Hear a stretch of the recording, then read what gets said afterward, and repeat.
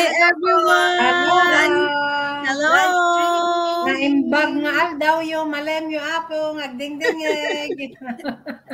So, sino kami? Bakit kami nasa online? At bakit nyo kami nakikita ngayon si Reels? Ako po si Regina. Ako ay former caregiver, former housekeeper, former mental health care worker. I'm a mom, a dad, and an online digital business owner. Hi everyone! Ako po si Nesan, isang ina, isang may bahay, kasalukuyang naninirahan sa Illinois. Kasalukuyang naninirahan sa Illinois with aking pamilya at mga mahal sa buhay. Isa pong full-time therapist assistant at ngayon ay business owner. Hello, ako si Amy sa island ng Hawaii. Aloha! Ako ay isang healthcare worker na naninirahan dito ng almost 30 plus years na. Andito ako kasi we are doing our live streaming today with my partners. So, yay! Ano ang aming mga problema and pain? So, ako po naman, ang pinaka-problema ko po ay kahit anong subsub ko sa trabaho, kahit ako ngayon ay nasa edad na ng retirement, kung hindi ako magiging online business owner sa sarili ko, maaaring ako'y magtatrabaho hanggang sa ako'y umidad na.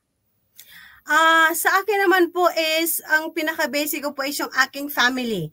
Gusto ko pong mabigyan ng magandang buhay ang aking family at makapaghanda rin po sa aking retirement at lalong-lalo na po mabigyan ko po ng magandang kinabukasan ng aking anak. Ayaw ko po siyang magkaroon ng malaking student loan. Ako ay marapit na akong mag-retire sana pero magtrabaho, pilitan kasi hindi pa ako ready sa retirement situation. Kaya nandito ako na mag-online para makasuplemento yung pag-retire ko. Yay! So ano po ang aming solution sa aming mga problema ay an online digital business. Dito po namin natagpuan ang aming possibility na magkaroon ng kasagutan ng aming mga problema sa aming buhay. Yung sinasabi na business opportunity sa English,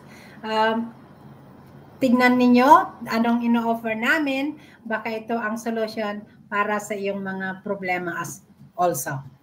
Yeah. Paano nagbago ang aming buhay ng dahil sa negosyo? Guys, ngayon hindi na ako nagdodobleng trabaho. Dito na lang ako ngayon sa online business. Sa parte ko naman, I still work full-time and I have my part-time. Pero the best thing is, I became more positive-minded with everything that's happening around me po. Ako ay still nagtatrabaho na part-time sa nursing career ko. Pero ang galing ng negosyo na to kasi mas marami na akong panahon para mabigyan ko ng care for myself.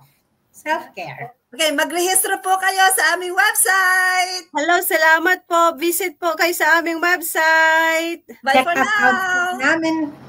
Check us out.